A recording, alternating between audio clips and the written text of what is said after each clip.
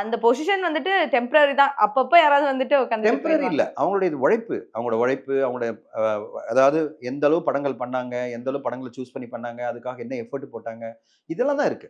அவங்க கண்டிப்பா அந்த பொசிஷன்ல வந்து உட்காருவாங்க. இன்னொரு நடிகர் வந்து உட்காருவாரு. அந்த நடிகர் வந்து அந்த பொசிஷன் ஆக்குபை பண்ணி போயிட்டே இருப்பாரு. இப்ப திடீர்னு பார்த்தீங்கன்னா, பிரதீப் ரங்கநாதன் எங்கேருந்து வந்தாரு? திடீர்னு இவ்வளோ பெரிய வெற்றிகள்லாம் குடுக்குறாரு. அதனால சினிமா என்பது பார்த்தீங்கன்னா, அதனுடைய கேப்ப அதுவே ஃபில் பண்ணிட்டே இருக்கும். தொடர்ந்து வெற்றிகள குடுக்குற ஒரு நடிகர் வருவாரு. அவரு அந்த பொசிஷன்ல போய் உட்காருவாரு. இவர் பொசிஷன்ல இன்னொருத்தர் வந்து உட்காருவாரு. அதனால வந்து இது வந்து ஒரு மூவிங் டார்கெட் தான். ஓகே. ஃபிக்ஸ்ட் எல்லாம் கிடையாது. அதெல்லாம் கிடையாது. அவங்கவங்க நோக்கி பாதைய நோக்கி போயிட்டே இருப்பாங்க. அதனால இவரு வந்து அத ஃபில் பண்ணுவாரா? அவர் ஃபில் பண்ணுவாரான்ற கேள்வியே கேட்கக்கூடாது. ஓகே. சார் அடுத்தடுத்து யாரெல்லாம் வருவாங்க அப்படின்னு நம்ம சொல்லலாம். அடுத்தடுத்து நெறைய பேர் இருக்காங்க. அப்புறம் 2வது அஜித் சார் இன்னும் தான் இருக்காரு. அவர் நடுவுல வந்து ரேசிங் போயிருக்காரே தவிர, அவர் வந்து சினிமா விட்டு போல. அதனால அவர் திருப்பி வந்தாருன்னா, அவர் பொசிஷன் அங்க தான் இருக்கும். அத ஞாபகம் வச்சுக்கங்க. இப்ப தொடர்ந்து 2 படம் பண்ண போறாருன்னு ஒரு செய்தி வந்துட்டு இருக்கு. ஓகே. இப்ப அந்த 2 படம் உண்மையா இருந்ததுன்னா, அவர் பொசிஷன் அப்படி தானே இருக்கும்.